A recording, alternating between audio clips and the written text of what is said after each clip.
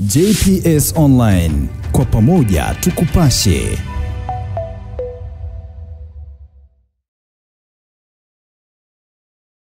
Bwana, mambo vipi? Ni Tesari Baba Ojina, hapa ni JPS Online TV, kwa pamoja tukupashe. Tunazidi kukupasha taarifa ambazo huwezi kuziona sehemu yote ile, lakini unaziona kupitia JPS Online TV. Na behind camera ni Malki, kwa nyuma kamera amependeza, hauwezi kumuona. Na mbele ya JPS Online TV tumekuletea mtu muhimu sana ambaye si mwingine ni Feti, au unaweza kumuita Kibebe. Amekuja siku hizi na tunapenda story moja mbili tatu, lakini sio moja mbili tatu kwa sababu tutaongea naye mambo mengi sana. Karibu sana, na harakati zinasemaje? Fresh. Vipi ulikoenda huko? Sijui unajua uko Uganda, tuambie mpaka sasa hivi hakuna kazi yote ambayo tunaiona mjini YouTube pale. Umefelia wapi au harakati zinakaaje kwanza katika kazi yako wewe kama wewe? Niko busy ya course, sijaanza kazi. Niko busy na sijui kama nitaanza. Bado nipo busy. Na ukija utakuwa jeshi la mtu mmoja au kuna watu wengine ambao utafanya nao kazi? I don't know. Unajua vitu waga vinakuja baada. Na za nikasema hivi vikaja kwa hivi, ila sijajua kwa sababu sijaanza. Kwa sijajua. Na labda kipindi ambacho ulikuwa upo kule Uganda, kuna collab ambazo ulikuwa unataka au tuseme ulikuwa unafuatia collab zaidi sana, au ulikuwa ni kazi ya tofauti na muziki ambao ulikuwa unaifuatia kule? No, sio vya collab, ilikuwa ni mambo yangu tu binafsi. So vitu vya collab wala nini. Ulikuwa ni mambo ya kimahusiano au labda kulikuwa kuna business ambayo ulikuwa unaenda kuifanya kule? Ni mambo yangu tu, hiyo ya kimahusiano, business ni mambo yangu. Ndio, hata kama ni mambo yako, hata kama ilikuwa ni mambo ya kinyume na kazi yako, labda ilikuwa ni mambo ya kimahusiano, labda ungetuambia kidogo, sababu mshabiki ambaye anakutazama kwa sasa hivi labda anataka ajue kitu kuhusiana na Feti. Kumwambia nini? Labda nataka utudogeze, kama vile anataka mshabiki anataka ajue kwamba ulikwenda kufanya kitu gani, kuna kazi ambayo unataka kuifanya au vipi? No, kule ni kama tu nyumbani, nilikuwa tunaishi. Mambo mengine ni ya kwangu binafsi. Ndio. Unataka kuongeza ujuzi? Hapana. Ndio. So hivyo, sio kusubia muziki, ni mambo tu ya maisha mengine tu tofauti na muziki. Maisha kama vile ya kwenye mahusiano au maisha ilikuwa ni maisha ya ndoa tu? Maisha yangu tu ya kwangu. Mahusiano zinanipogo nayo tu siku zote. Ndio. Kwa siwezi nikaenda kule kwa sababu mahusiano nipogo nayo tu siku zote. Tukio long time ago. Na kwa nayo tu naishi nayo. Yaani yenyewe ilipogo tu hapo. So sehemu ya maisha eti nijitenge kisa mahusiano, no. Okay, na tutegemea kwamba hivi umerudi huko hapa kambini. Tutegemea kwamba kipindi ambacho utaanza kufanya kazi utarudi katika maisha nyuma ambayo ulikuwa unapitia hapo nyuma, kujiunga na wale ambao wanafanya nao kazi, au itakuwaje? Kikazi ndo sijui, na kina sidhani ninavyojua mimi hapana. So lakini kifamilia tupo tu vizuri. Hamna mbaya, kila mtu ako busy tuna business zake hivyo, hakuna shida yote. Okay, mara nyingi sana watu wanafanyaga kimzungumzia Dogo Zuu, lazima tafsiri yako inakuja pale mbele, labda anakuzungumzia na wewe pale. Mchongo mzima unakoga vipi hapo? Sijui siwezi nikasema kwa sababu swali lenyewe kwanza sijaelewa unamaanisha nini. Nasema hivi, mara nyingi sana mtu akimzungumzia Dogo Zuu lazima na wewe akutaje pale. Mchongo mzima unakoga vipi hapo katikati? Kwa sababu ni sisi ni watu ambao tuliishi sana kwa pamoja, sinaelewa. Kwa hiyo tumekaa sana kwa pamoja. Kwa hiyo ndio maana mara nyingi ukiwa unamzungumzia yeye lazima naye awe kama hivyo, ukiwa unanizungumzia mimi hivyo, kwa sababu tuliwahi kuishi pamoja sana. Yaani tuko pamoja sana mpaka leo.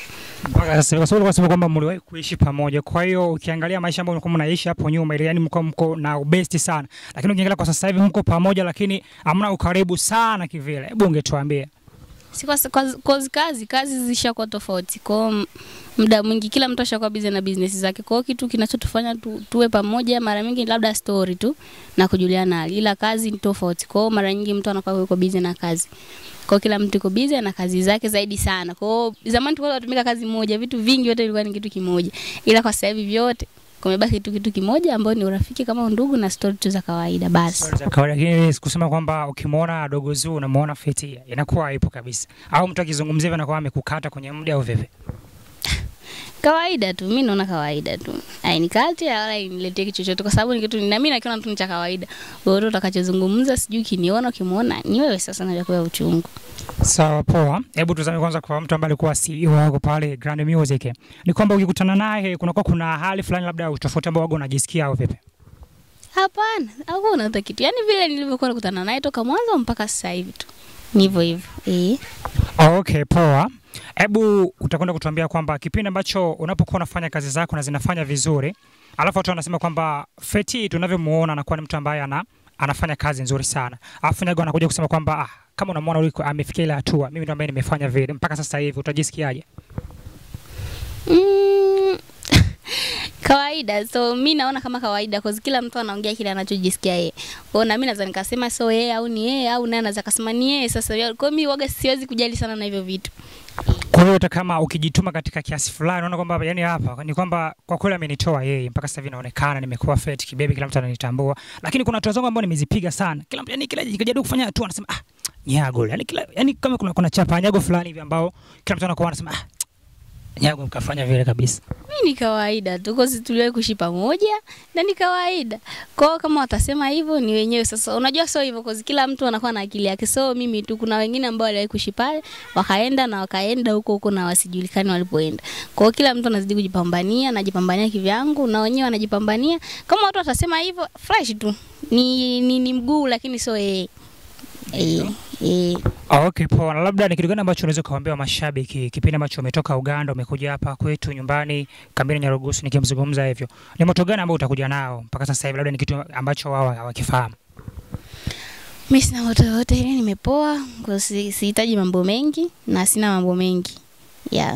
Ya poa. Kipindi ambacho unasema kwamba umepoa au tuseme kipindi ambacho wewe unaona kama vile upo zako kimya, ni kipindi ambacho unatuandalia mawe ambao utakuja ukinukisha katika siku hizi 2-3, au umekaa zako kimya na hauna taarifa yoyote kuhusiana na mambo ya kimuziki? Sijui nisemeje, yani ukikuwa taarifa yote mtajua, na kama hakuna na kazi zangu kimya. Si unajua muziki inakuwa na mambo mengi. Lakini tegemea kwamba taarifa ipo kabisa na tena ipo sahihi na tayari imerasimishwa kwamba itakuwepo. Hakuna chochote, hakuna taarifa yote. Ndio. Na vipi kule kipindi ambacho ulikuwa Uganda kule, kuna show yote ile ambayo labda walitaka kukusisha uifanye au vipi? Hapana, wakina nani? Hapo utanisishaje kwanza? Mimi sikuwa naenda kule kwenye mambo ya muziki. Kwanza hata nilivyotoka hapa kufika kule, namba za huku nikapita naacha kuzitumikisha kabisa. Kwa sasa hivi ndo nimeanza kutumikisha. Kwa hiyo kule nilikuwa sina chochote, taarifa yote, labda tu tukutane huko kwenye mitandao ndo niangalie tu. Kwa hiyo nilikuwa siongee na mtu yote yule, tofauti na mama yangu, kakaangu na dogo zangu tu. Kwa hiyo nilikuwa sina kabisa taarifa zote za kuhusu muziki na mahusiano yote. Ndio, lakini kipindi ambacho ulikuwa upo kule Uganda, wale watu ambao walikuwa karibu na wewe walikuwa na taarifa zao kwamba waga unaimba, lakini kule kila mtu anakuwa busy na mambo yake. Watu walikuwa au hakuna mambo kama haya. Kwa naweza nikaishi humu na huyo hapa sijui kama mimi naishi humu. Kwa kuna mambo ya ujirani au karibu ya kujuana sana hakuna. Mambo kama hayo hapo. Hebu neno moja kwa wale ambao wanajifanya wanakujua sana, yani mpaka basi. Sina neno. Yaani kila mtu aishi vile ambavyo anataka tu na aseme anachokitaka. Yaani hivyo. Sina neno yote. Ndio, na tutegemee kwamba katika siku zijazo au katika siku hizi unageuza tena unakwenda Uganda, au tutakuwa na wewe hapa mpaka basi mpaka tukuchoke sasa? I don't know, sijajua. Kwa siwezi kuongea, sijajua. Unajua kwa sababu muda mwingine zinakuwa zinatokea safari za emergency. Hata sasa hivi unaweza kupiga simu na ukaenda zako. Tisha sana. Hebu tuambie kipindi ambacho ulikuwa kule Uganda, watu wanasikia sana changamoto nyingi sana. Kuna watu ambao wanakuwa yani mara nyingi sana taifa la Uganda wanakuwa wanazungumza sana sijui Kiingereza kile pamoja na cha kwao Kiuganda. Labda ilikuwa nakupa changamoto nyingi sana au vipi? Nyingi sana. Yaani hata dukani, nikienda dukani inabidi niende na mtu. Hivyo zaidi sana dukani, kwa sababu kula hakuna mambo ya kujuana sana.